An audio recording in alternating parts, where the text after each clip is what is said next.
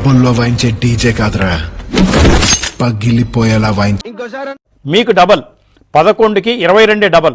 జీవితంలో ఇంకెవ్వరిని ర్యాగింగ్ చేయరా, నన్ను క్షమించరా, దండం పెడతా. ర్యాగింగ్ అంటే ఇది.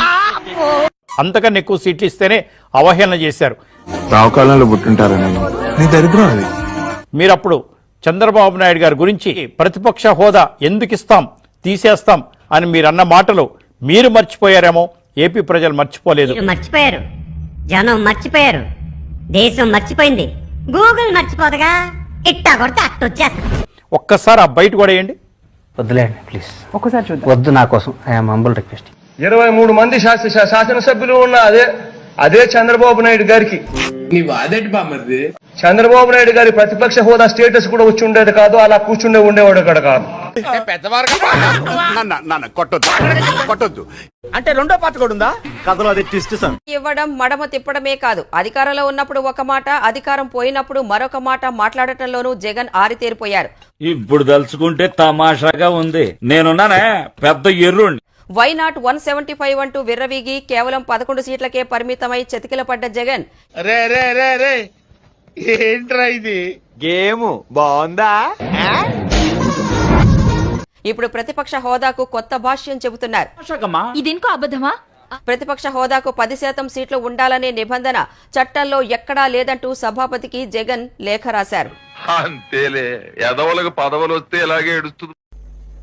జుట్టుంటే ముడేసుకోవచ్చు, జుట్టు లేకపోతే ముడేసుకునేది ఏమి ఉండదు. ఇక్కడికి వచ్చినప్పుడు కూడా అడిగారు అధ్యక్ష, చంద్రబాబు నాయుడు గారికి 23 మంది శాసనసభ్యులు ఉన్నారు, ఒక 5గురిని లాగేస్తే ఆయనకు 18 మంది 17 మందో వస్తారు. నీచులు ఎప్పుడు నీచంగానే మాట్లాడతారు రావు గారు, మీకు తెలియదే ఉంది మీరు కానీ.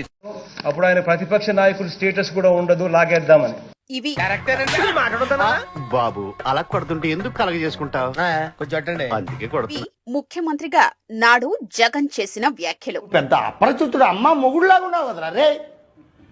ప్రతిపక్ష హోదా ఉండాలంటే కనీసం 18 మంది ఎమ్మెల్యేలు ఉండాలని అక్షరాల ఆయనే చెప్పారు. మీరు చేస్తే ఆదర్శం, వేరే వాళ్ళు చేస్తే ఆవేశం. మనం నాశనం అయిపోయినా పర్వాలేదు, పక్కాడు బాగుపడకూడదు. అదేరా మన Indian psychology. I love you. అవునయ్యా, నీకు తెలియకపోతే తెలుసుకో వాస్తవాలు. నేనెంత ఎదవనో నాకే తెలియదు. మాకు తెలుసులేరా. నేను కనుక డోర్ తెరిస్తే నోట్లో నుంచి మాట చెప్పడం లేదు, ఎంతమంది టచ్ లో ఉండాలని చెప్పి. సంతోషపడండి, సంతోషపడండి. కూసేగాడిది వచ్చి మేసేగాడిదని సెడదే సార్.